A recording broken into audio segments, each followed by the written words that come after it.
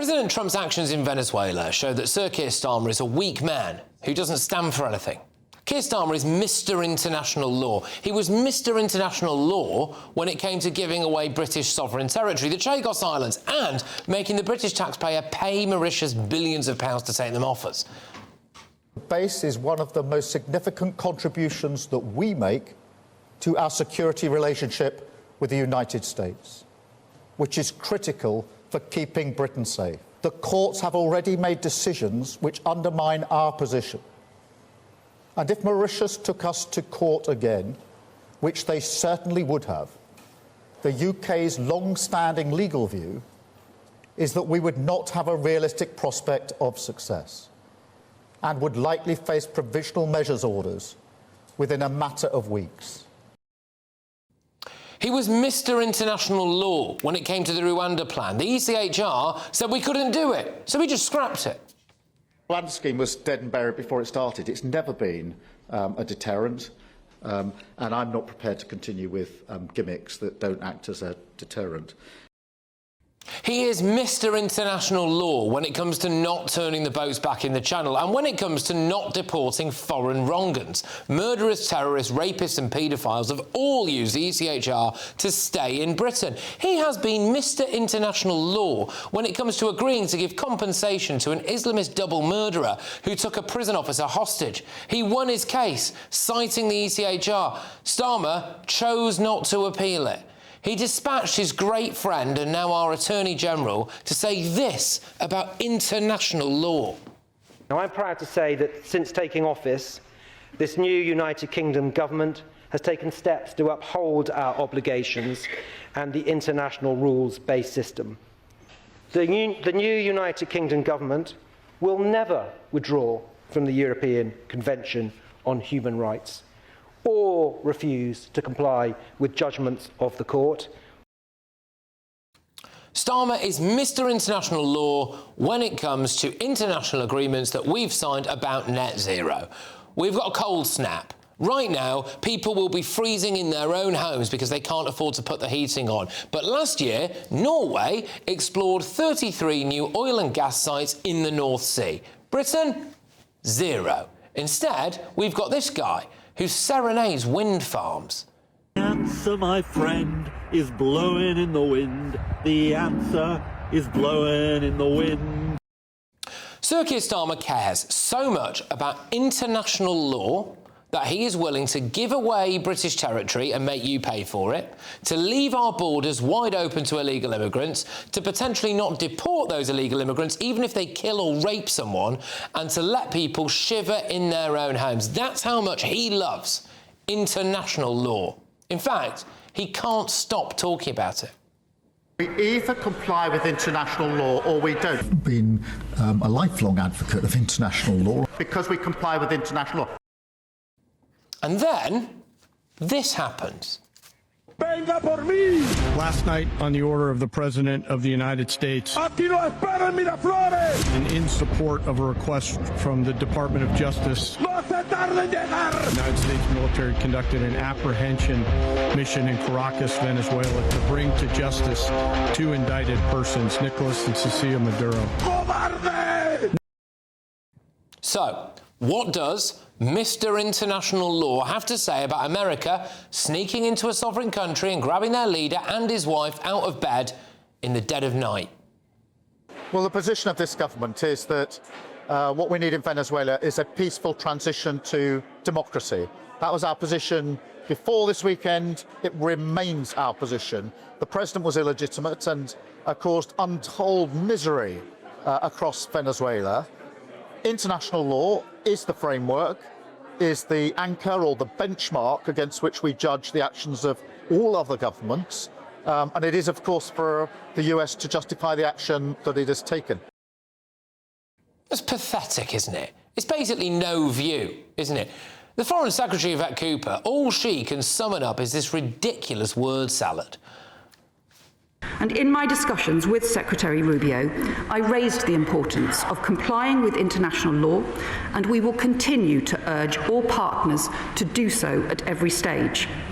It is, of course, for the US to set out the legal basis for their actions, and the UN Security Council is discussing Venezuela this afternoon. These issues will continue to be matters for international discussion. The Chief Secretary to the Prime Minister, Darren Jones, I mean, he can't even give a straight answer. Donald Trump is the President of the United States of America, Camilla. It's for him to set out the legal basis and his decisions for the operations he took. The UK was not involved in any way. I'm giving you a straightforward answer, Camilla, and it doesn't matter one way or another because this was an operation conducted by the United States. The UK was not involved in any way. Questions about international law are for the American administration to explain in terms of the legal basis of their operation and for any challenge to that application to be conducted through international courts, not through the British government. Well, they just can't give you a view. They can't, can they? Now, I'm keeping an open mind about what President Trump did in Venezuela, but this isn't about me. This is about Mr. International Law. Starmer either has principles or he doesn't, and clearly he doesn't. And we have asked, why are we obsessed with international law if nobody else is? There are 5 permanent members of the UN Security Council. They are China, France, Russia, the United Kingdom and the United States. China and Russia don't give a toss about international law. The United States answers to nobody, so that leaves us and France. And we adhere to far more ECHR rulings than the French. So really, we're the mugs, aren't we? The Americans didn't consult Sir Keir Starmer on Venezuela, just like they didn't consult him about bombing Iran. Starmer has said that he wants to wait to speak to Trump before making his mind up. At the time I've come to air, President Trump has still not bothered to pick the phone up to Mr. International Law in number 10. What is clear to me is that Starmer picks and chooses what international laws he follows, and he seems to only follow the ones that negatively impact us. The Venezuela situation has shown that we are being led by a follower. Starmer waits to see what other people think before he says or does anything. The world is in an age of strong men. Britain is being led by a very, very weak one. Hello, I'm Bev Turner. Now, it can feel like the money in our bank accounts at the moment does not keep up with the cost of living, and maybe there's a solution. I'm here today with the CEO of TallyMoney, Cameron Parry. Cameron, what is TallyMoney? Well, Bev, with TallyMoney, you get a current account and a debit card, but instead of pounds, you use milligrams of gold as your everyday money. So why gold? Gold traditionally is a great store of value. It has, on average, gone up at over 11% per annum for the last 25 years against the pound. It's tripled in value in the last decade, and in the last 2 years alone, it's increased by 50% against the pound. Banks' savings products just can't compete with that level of growth.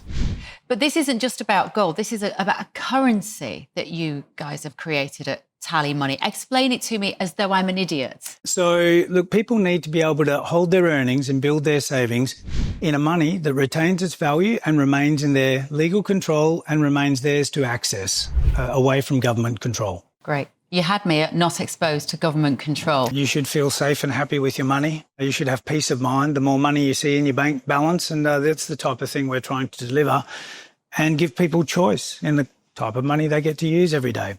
Brilliant. Thank you so much, Cameron. Thank you.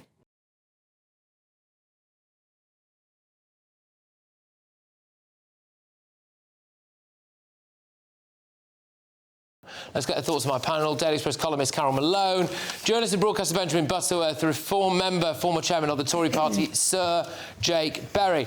Look, Carol, it doesn't really matter what we think about what Trump has done in Venezuela. We know what Sir Keir Starmer should think.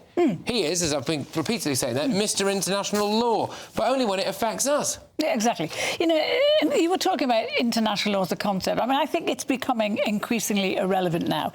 It's a failed project, a dead man walking project. There's a massive gap between the aspirations of international criminal law and the reality of the people it affects. And that's what's happening now. International law doesn't stop wars. It doesn't protect people, as we've seen in Venezuela.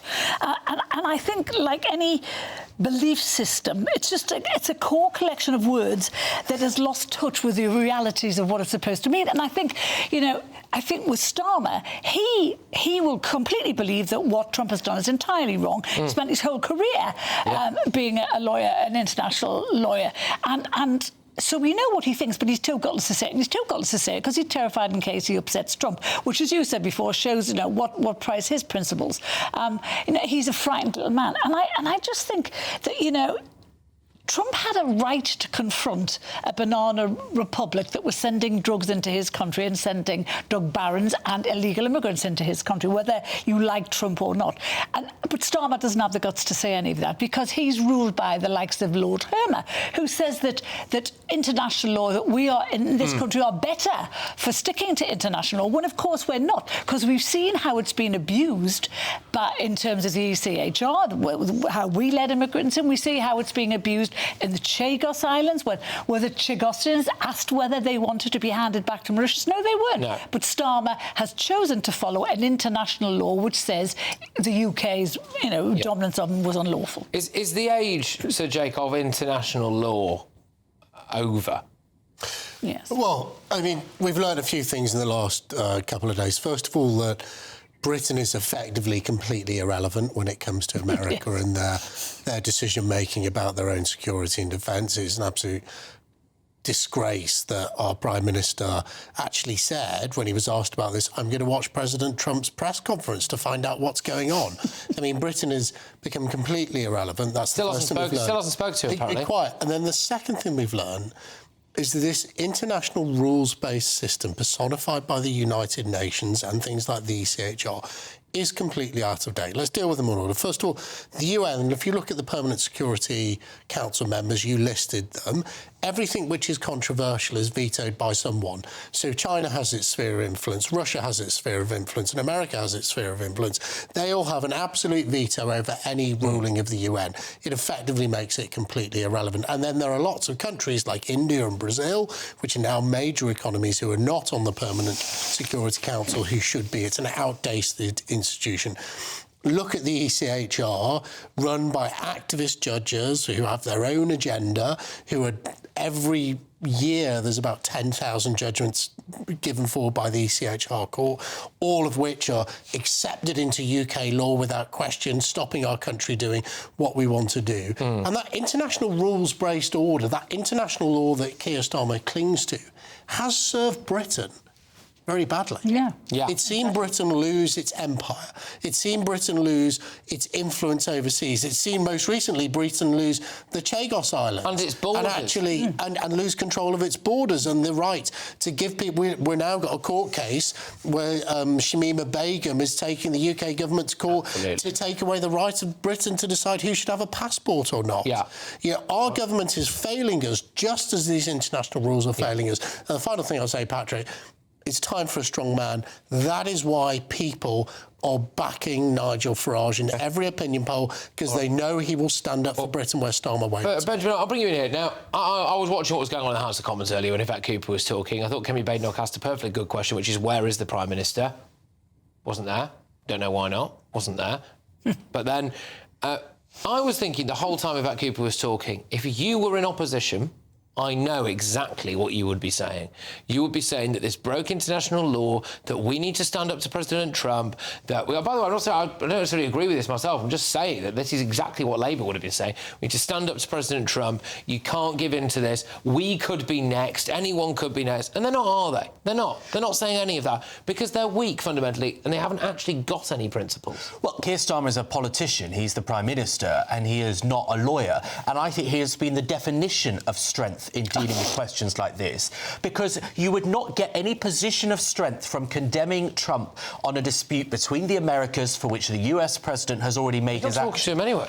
So the fact is that being diplomatic, being pragmatic is obviously the way to go in this situation, because there is nothing that any other country, frankly, whether it's Britain or France or Russia or China, could do to influence Trump's decision. So we can't. So just to be clear on this, just to be clear on this, then, in the mind of Sir Keir Starmer, we can't turn boats back in the Channel, even though we've had a merry procession of rapists, paedophiles and terrorists and murderers just making their way across. We can't turn those boats back because that would contravene international law. But if a state decides that they're going to essentially invade a sovereign country and pluck their leader out of bed next to his wife, that's basically all right, is it? Well, the difference is that France involves us, and if we were to turn the boats back and invade their waters, that would be a declaration of war. So unless you're going to pluck Macron from his palace, then I don't think that's a very sensible thing to do. Push him back. The fact is that if we had condemned Trump in this, as a country, as a Prime Minister, we would gain nothing. We would lose out. The way Keir Starmer has managed his relationship with President Trump is very effective. I would also just finally say, given that you all spoke for ages,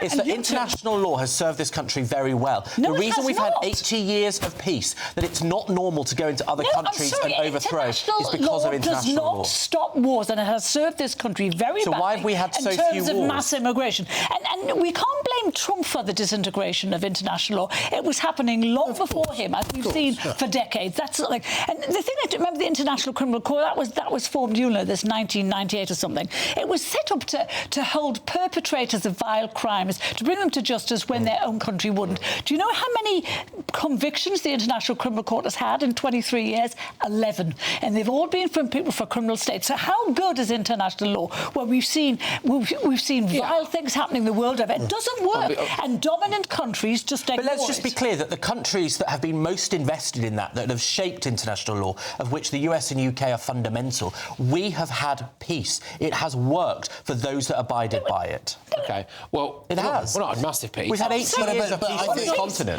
Doesn't this show the weakness? Doesn't this show the weakness of Keir Starmer? But they were just to point out, they were prosecuted. Okay, so in relation to the Chagos Islands, the international ruling was advisory only. Yes. And and we could have just, which actually David Cameron, in all fairness, said, take this off my desk. I'm never doing this. This damages Britain's interest. This is an international base.